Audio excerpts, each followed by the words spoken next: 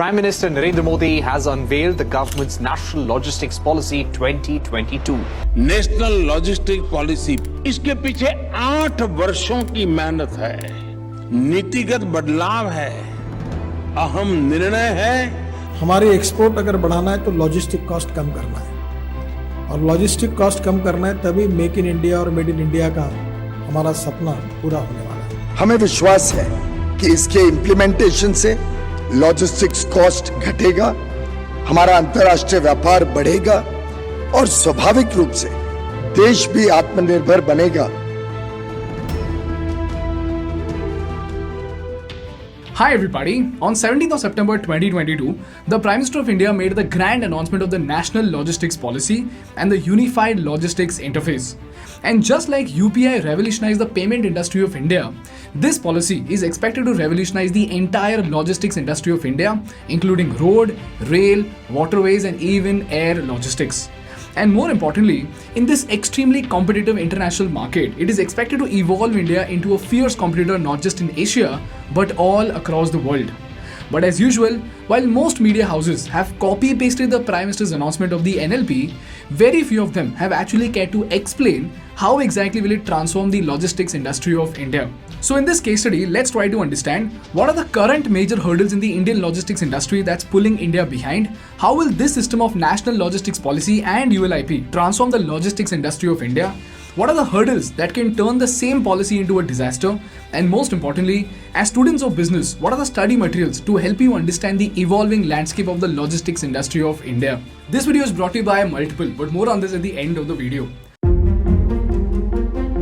To understand the National Logistics Policy, we first need to understand the problems associated with the logistics industry of India. And unfortunately, the reality is that in spite of it being a critical pillar of our economy, it's been a nightmare for Indian businesses.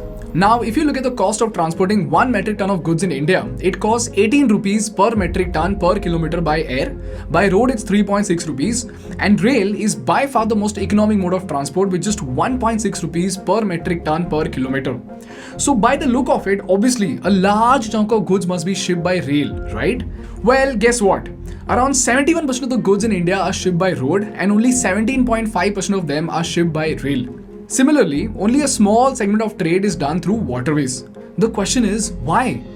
Well, that's because we don't have enough rails or trains to cater to the demand of the quantity of goods being transported in India. Secondly, both passenger and goods train in India run on the same track, with the passenger trains being given more preference over the goods train.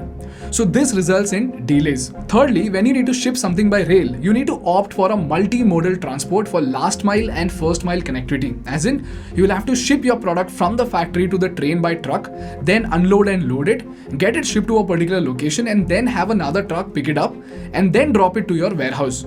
So when I spoke to the team of Udaan, which is a B2B trading platform, they pointed out that India currently lacks the infrastructure to seamlessly move the goods from a truck to the train. Secondly, let alone on-time arrival, they said that the security via rail is so low that it's not even a guarantee that your product will reach the destination safely. There is a problem of theft, rash handling and no tracking facility at all. And as far as inland waterways is concerned, it involves a lot of approvals and certifications from different segments of the government that are neither connected nor modernized for fast processing. And the fun fact over here is that India's logistics sector has more than 20 government agencies, 37 export promotion councils, 500 certifications and 10,000 commodities. So in short, you will spend more time in getting certifications than you will in actually shipping or producing the product itself. This is the reason why most of the companies opt in for road transport, whereby they simply rely on the trucks to go from point A to point B. But guess what? Even there, we have a ton of problems. Out of 30 billable days a month, most trucks run only for 15 to 16 days. So it's like when a fully loaded truck goes from Pune to Chennai, after reaching Chennai, because of a lack of a proper network, it takes a lot of time, in fact 1 to 3 days to get a load back for the truck while coming back to Pune. So it either leads to delays, underutilization or worst case, these trucks end up running empty. And if you look at the numbers, in India, trucks effectively travel about 300 kilometers per day compared to the global average of 500 to 800 kilometers per day. And the empty running rates in India is as high as 40%. So to transport the same amount of goods, it takes more time, more cost, and eventually results into less profit. Secondly, we have the problem with dependency on intermediaries. There are at least 2.5 intermediaries between the truck operator and a shipper while making a transaction. So the truckers lose 15 to 20% of their earnings to these agents before the final payment comes through. So again, the costs go up. And lastly, most of these truckers are far away from digitalization. These are just some of the many problems that we have with the logistics in India, because of which it's not just become costly and inefficient, but also slows down the progress of the huge consumer market that we have in India. And this is the reason why, ladies and gentlemen, the government is coming out with something called the National Logistics Policy. So the question is, what is the National Logistics Policy and how can it fix these problems? So as usual, let's try to understand it using a simple, relatable example. Let's say we have 5 major cities: Pune, Kochi, Bangalore, Hyderabad and Chennai. So today, a 10-ton container truck goes from Pune to Chennai, Pune to Kochi, Pune to Bangalore and Pune to Hyderabad. Similarly, you have a 10-ton truck going from Chennai to Bangalore, Kochi, Pune and Hyderabad, and so on and so forth. So to connect 5 cities together, there are 10 trucks needed. Now, like we saw, the problem over here is that when these trucks go from Pune to Chennai, it's not a guarantee that that truck will have a load to carry back. And same is the case with other trucks. This is what you call as the point-to-point model. But this is where a super optimized system could be used called the hub and spoke model. And here's how it works out. Instead of sending a truck from each city to every other city, one of these cities is made as a hub to transport the goods to all other cities. For example, in this case, let's say Bangalore becomes the hub. So now, to ship products from Pune to all other cities, instead of sending 4 different trucks to 4 different cities, only one truck will leave from Pune and it will carry all the goods to be sent to Kochi, Chennai, Bangalore and Hyderabad. So when it arrives in Bangalore, it will drop off its load at the Bangalore hub and get back to Pune. Similarly, another truck from Chennai will carry all the goods to Pune, Kochi, Bangalore and Hyderabad and will drop it off eventually to go back. And same is the case with all other trucks coming from other cities. And now, once these trucks arrive at the Bangalore hub, here's where all the goods from Pune truck will be redistributed to the respective trucks going back to their respective cities. So goods to Chennai will be transferred to the Chennai truck, goods to Hyderabad will go to the truck that's going to Hyderabad, and same for the truck that came from Kochi. And obviously, the goods to Bangalore will be dropped off at the Bangalore hub itself. And now all these trucks will go back to their respective locations fully loaded with the goods coming from 4 different destinations without going to 4 different destinations. And this system gives 3 incredible advantages to the road transportation of India. First of all, instead of 10 trucks, now you just need 4 trucks to transport your goods to 5 different cities from 5 different cities. Secondly, this system is so optimized that the likelihood of the trucks being full is way more than the point-to-point model. And more importantly, if the quantity of goods is more, then instead of a 10-ton truck, a 30-ton truck could be used, which is even more economical in terms of per ton per kilometer travel. And as a result of both these benefits, the cost of transportation would decrease by a large extent. But, as much as this system looks like a wonderful system, in real time, the execution of the system requires an extraordinary level of coordination, management, and cutting-edge logistics solutions. To tell you about it, firstly, if one of these trucks breaks down or gets delayed by an hour, it will lead to inefficiencies in the entire 5-truck system. Secondly, each truck comes from a different distance, so their time of arrivals will not be the same, because Pune to Bangalore takes 13 hours, Kochi to Bangalore takes 11 hours, and Hyderabad to Bangalore takes 10 hours. And just like we have layovers at the airport, these goods will either have to be kept in a warehouse or there has to be a sophisticated algorithm that can match the shipments with the trucks in the most efficient manner possible, so that the time of storing these goods at the warehouse will be very less.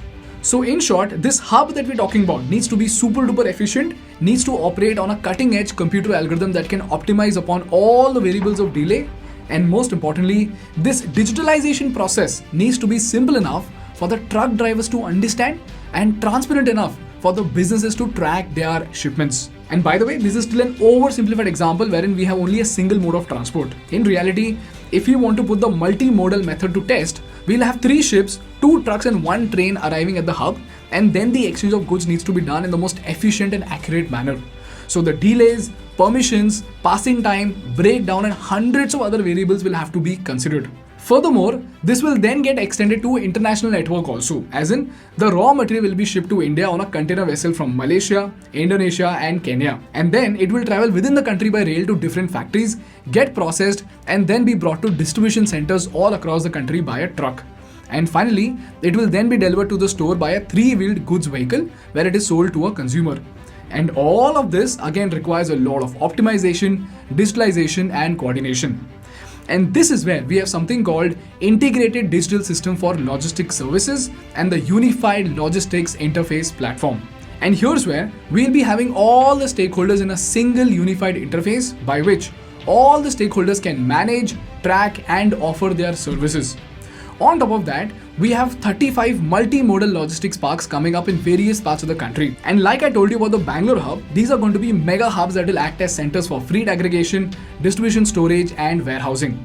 These parks will also facilitate intermodal transportation not just for roads but also for railways and even inland waterways.